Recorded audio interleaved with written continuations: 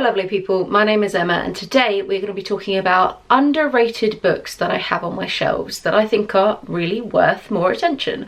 And by underrated I mean literally have the fewest GoodReads ratings of all of the books that I've read. All of these books have under 200 GoodReads ratings at this point of filming.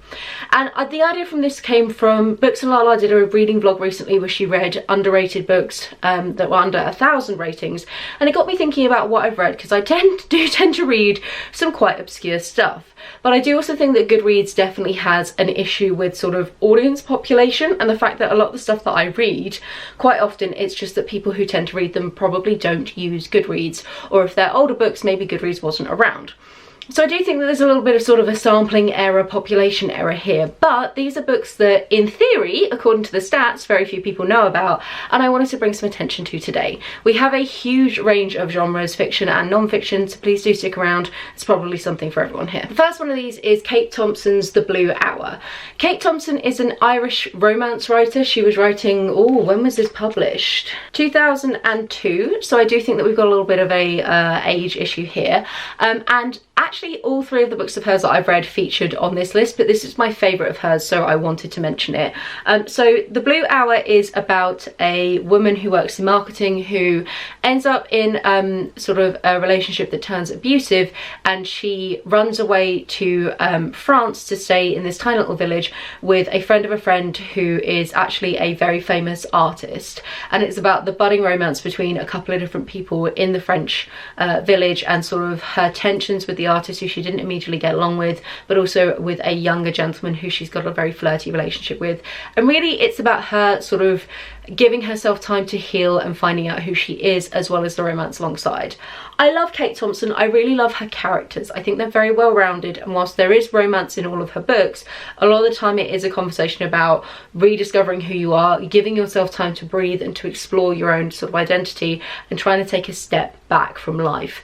She's very sort of anti the rat race and very much pro the like sit on a balcony in France and sip a cocktail, so I'm here for that vibe.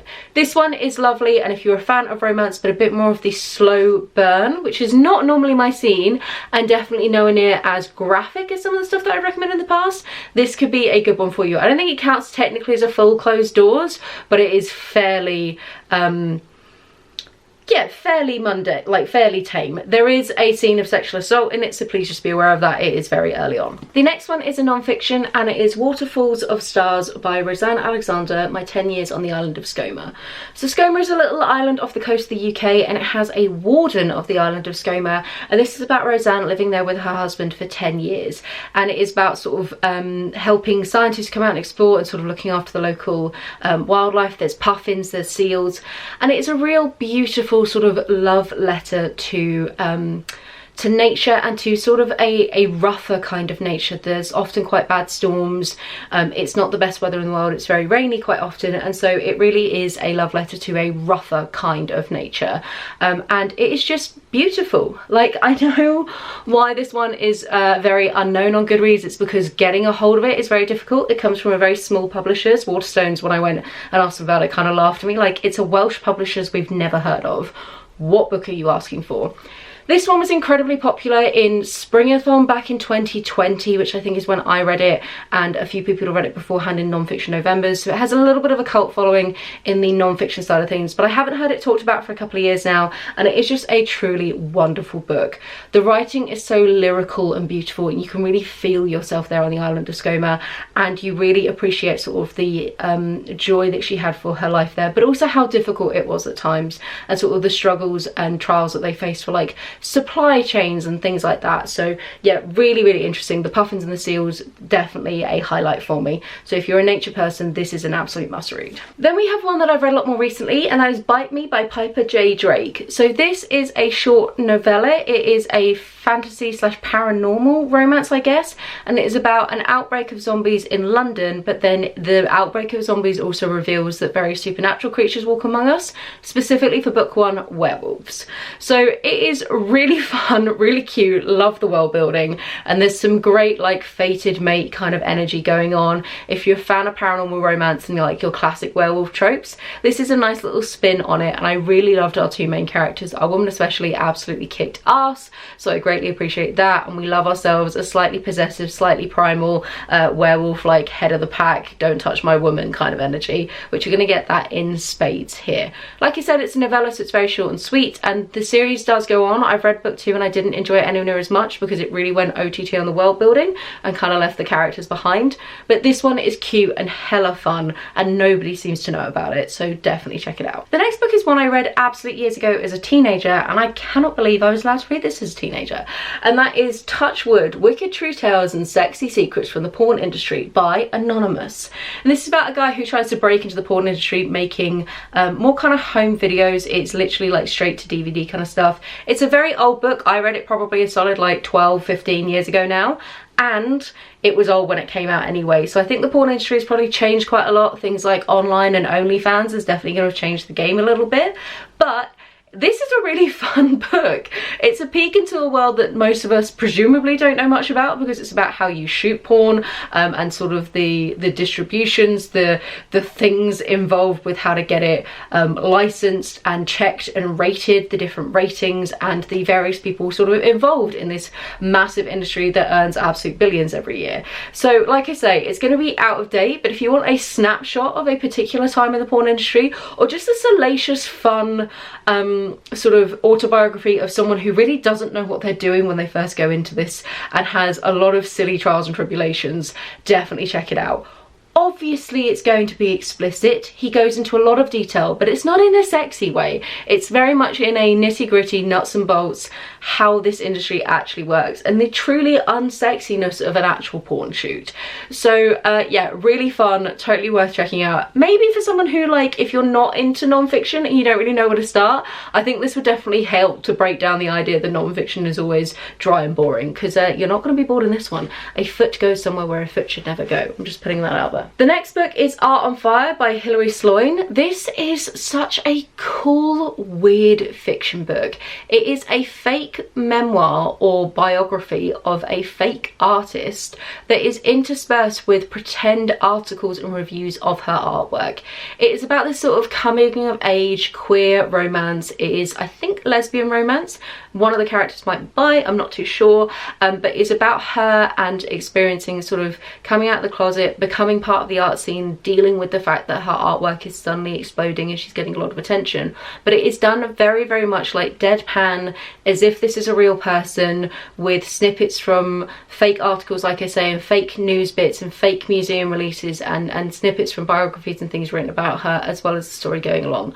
And it's one of these lovely books that really blurs the line between like fiction and non-fiction, especially kind of stylistically, and it's just really fun and really enjoyable, and more people need to know about this one. This was one of my favourite books of 2020 and no one ever seems to have heard of it. The next book is another one that I read years ago, and I think just suffers from the fact that it probably just sort of predates GoodReads, and I reckon if it was released today it'd be super popular on there, and that is The Four Temperaments by Yona McDonough.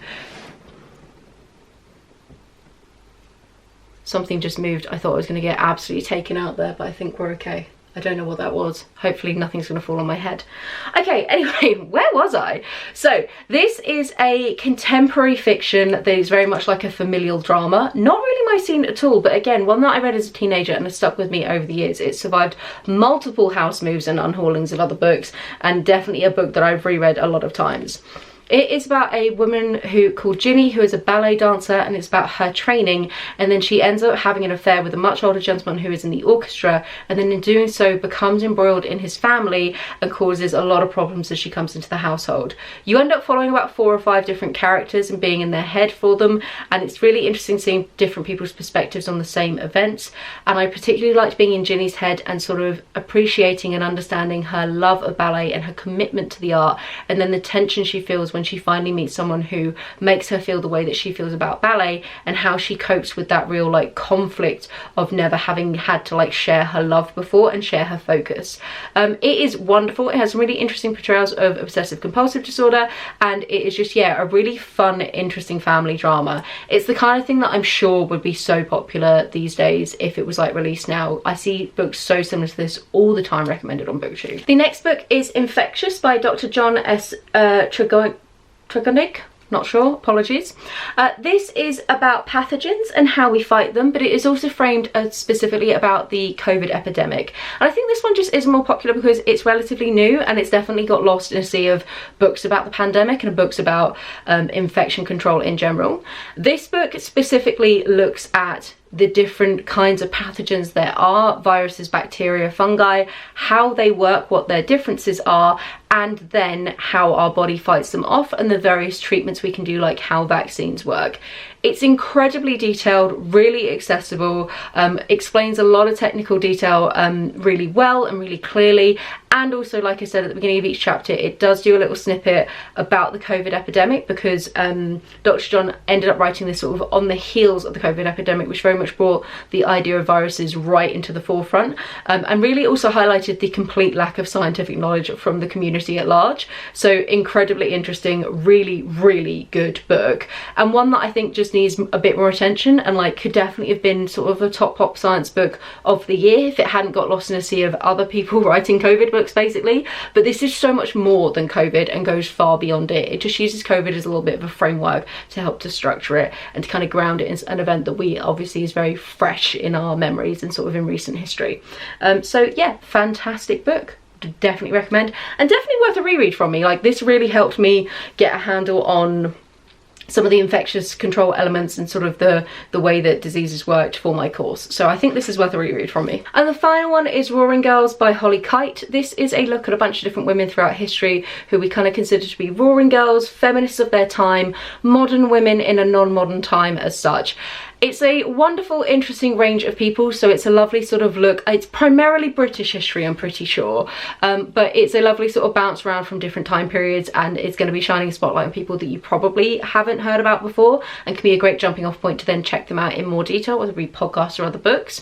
And one thing that I really did appreciate from the book that I found really interesting was sort of the historiographic conversation about how difficult it can be and how appropriate it is to apply modern terms like feminist as such to people sort of throughout history, where that's not the way that they would have been framing or sort of viewing their own actions, especially when you get women who quite often cross-dressing was involved, but it isn't necessarily from a gender identity reason. It can also be from incredibly practical reasons of it being the only way that they could do whatever it was. Like, there's a sailor in there, but it's not to say that it wasn't from gender affirming sort of reasons either, but the fact that it's very hard for us to be able to state that and to put that back onto those people, if that makes sense. So yeah, really fantastic book, a great intro into feminist history if you are interested in that kind of thing. So there you have it. These are, I don't even know how many, I think there were 8 books, not sure, but underrated books who have less than 200 ratings on GoodReads. So do let me know in the comments down below if you have joined me and read these, if you're some of the few. And also, do you use GoodReads? Like, if you're watching this channel, you're probably a fairly big reader, but I was surprised how many people at work who read don't use any kind of reading tracking app. And I know that, is it Storygram or Storygraph is proving to be very popular as well, and I looked at moving stuff over, but the idea of actually trying to use a different platform just broke my brain. And there's certain aspects of GoodReads that I do really appreciate, even though I know that they are owned by Amazon and therefore evil. So yeah, let me know in the comments down below, like, how do you track your reading? Do you use these kind of platforms? Do you value the opinions on them? And have a wonderful reading week. I'll chat to you soon. Bye.